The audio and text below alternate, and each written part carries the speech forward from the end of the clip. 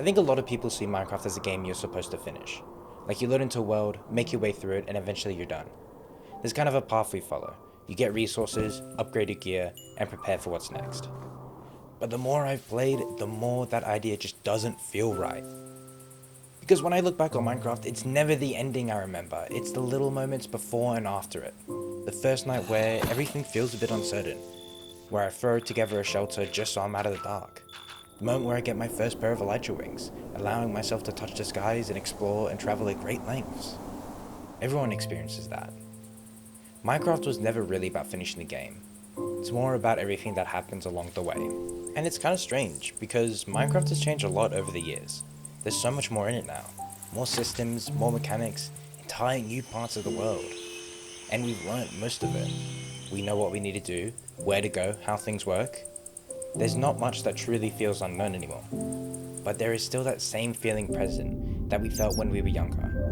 The uniqueness of each world that is procedurally generated. That feeling that you could just pick a direction and find something new. It shows up when you let yourself slow down and explore a bit. I think what's really changed the most is how we play.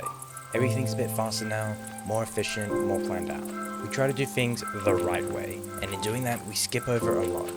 The moments when you were in your house, running around talking to your friends for hours in the Xbox party chat, or finding diamonds for the first time with your siblings. I truly believe those memories are the ones that stick with you. And maybe that's the way Minecraft was always meant to be played.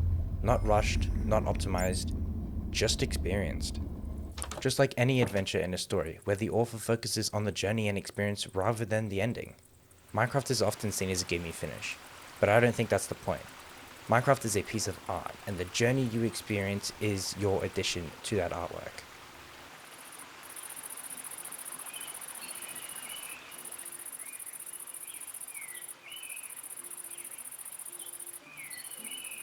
Every world kind of starts the same, but it never really feels the same. You give your world a name, and then you press create new world button. You load in, and for a second you just stand there, looking around, taking it in.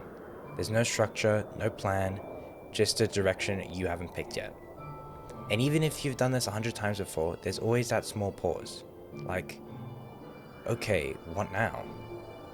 I think that pause is important, because it's the one of the only moments where the game doesn't expect anything from you.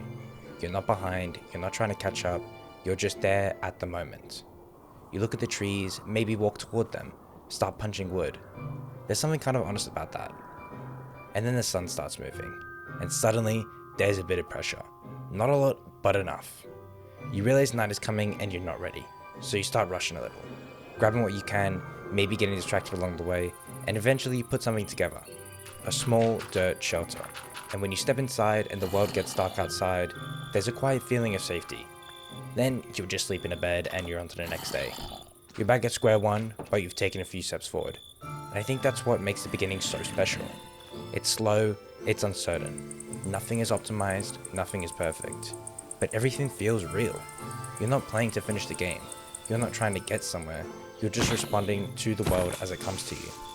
And I think that's the part we move past too quickly. Because this is where Minecraft feels the most open, the most alive, the most sandbox. Before systems, before efficiency, before routine. It's just you in a world that hasn't been shaped yet. But a routine doesn't destroy the art of a game. It can be used to enhance it if used correctly.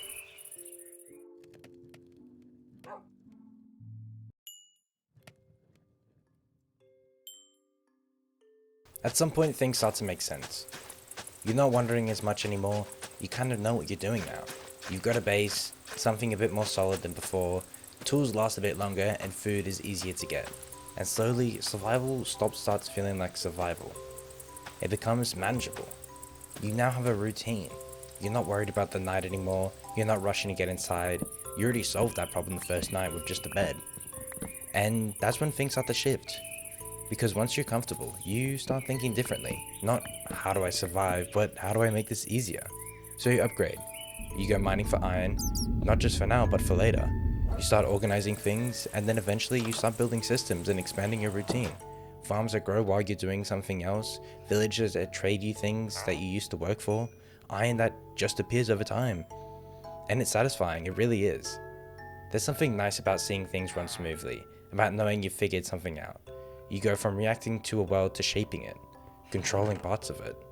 And I think this is where a lot of players settle in, because everything feels efficient, predictable, stable. But it's also where the pace changes.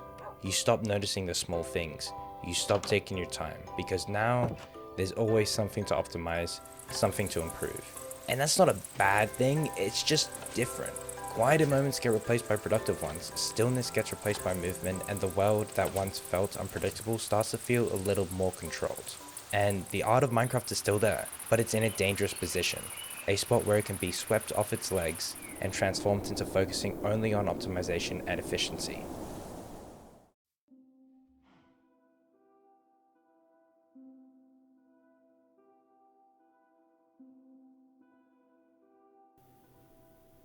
But eventually, you decide to go exploring.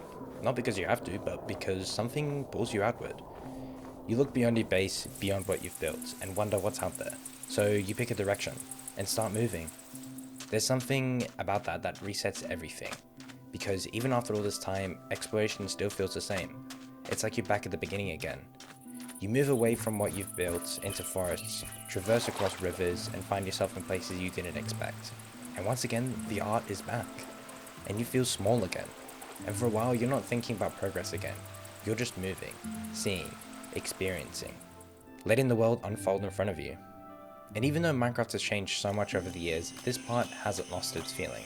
There's still that quiet curiosity, that sense that something could be just over the next hill. Maybe it's a village, maybe it's a ruined portal, maybe a jungle temple or mushroom island, or maybe it's nothing at all. Exploration is about the act of looking, choosing the direction without knowing where it leads, and I think that's rare. Most of the games pushes you forward, tell you what to do next, but Minecraft is a sandbox, and the player is the director, the artist, the one who decides what to do next. Exploration feels like the beginning again, full of possibilities, like anything could still happen.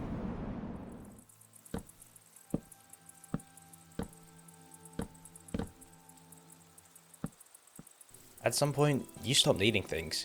You've got your resources, your tools, everything works the way it should, and survival isn't really a concern anymore. So naturally, your focus shifts. You start building.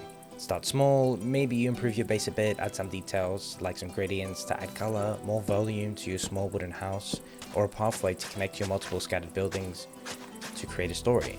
This makes the place feel different, more alive, more complete, and more yours.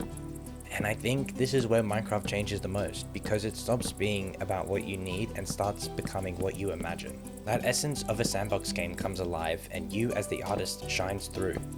You're not just placing blocks, you're making decisions, choosing how something should look, how it should feel, and over time those choices add up. A structure becomes something personal, a space becomes a place you recognize. More and more buildings are added to your small area, and that area where you just started with a small dirt house now feels like a settlement, where you can imagine a story of fictional characters living within your houses.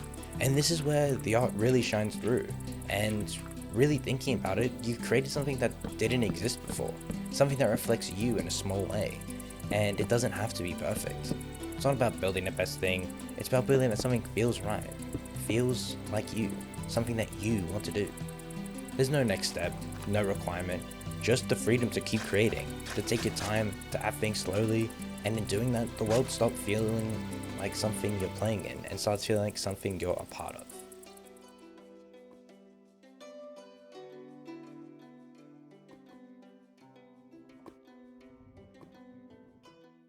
And then there's the never. You step through a mystical portal you built so many times before, and immediately you're back at square one, but somewhere different. The colors, the sounds, the atmosphere, nothing feels calm here. It's louder, heavier, more unpredictable, and extremely dangerous. No matter how prepared you are, there's always that bit of tension, because this place isn't a place you control. Not the same way as the Earth world. You can't settle into it and establish yourself. You need to move carefully. You need to pay attention. Up until now, you've gotten comfortable. You built systems, created safety, shaped your world, but the Never doesn't really care about that. Pulls you out of your comfort and your safety. Reminds you that things can still go wrong. That you're not fully in control. And that brings back that feeling of uncertainty that Minecraft had at the beginning. You're aware of where you are, so you're not rushing through this place. Maybe that's why it stands out so much. because it interrupts the artistic rhythm you've created, makes you adapt and transform your artwork. It forces you to slow down in a different way, not peacefully, but deliberately. And even though it's harsher, it still feels like a part of the same experience, just a different side of it. One that reminds you the world was never meant to feel completely safe.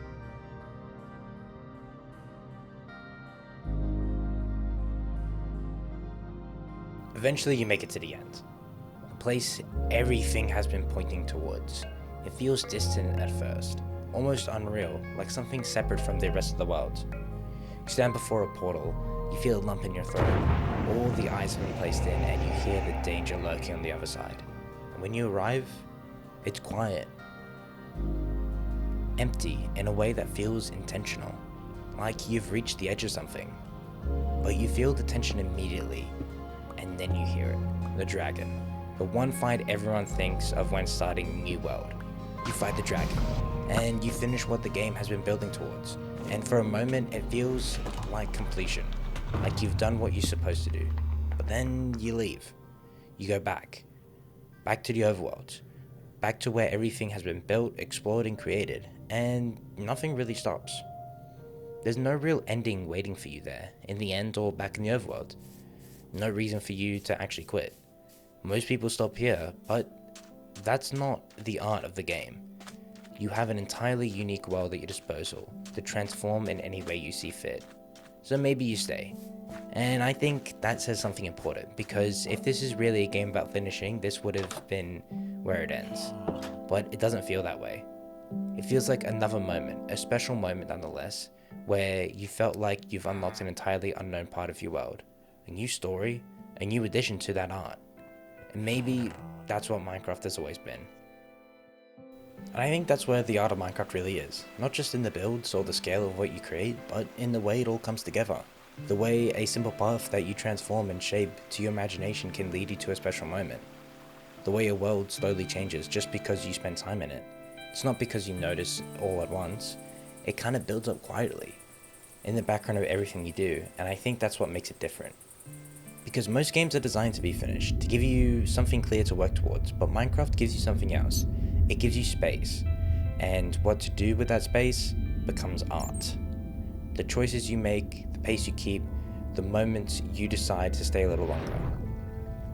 Even the imperfections, the unfinished parts, they're part of it too, because they show someone was there, that time passed, that something was made, slowly, without needing to be perfect. And maybe that's why it feels so personal, so magical. Because no two worlds are the same. They all carry the marks of how we played. And I think that's the part that stays with you. Just a feeling of a place that was yours for a while.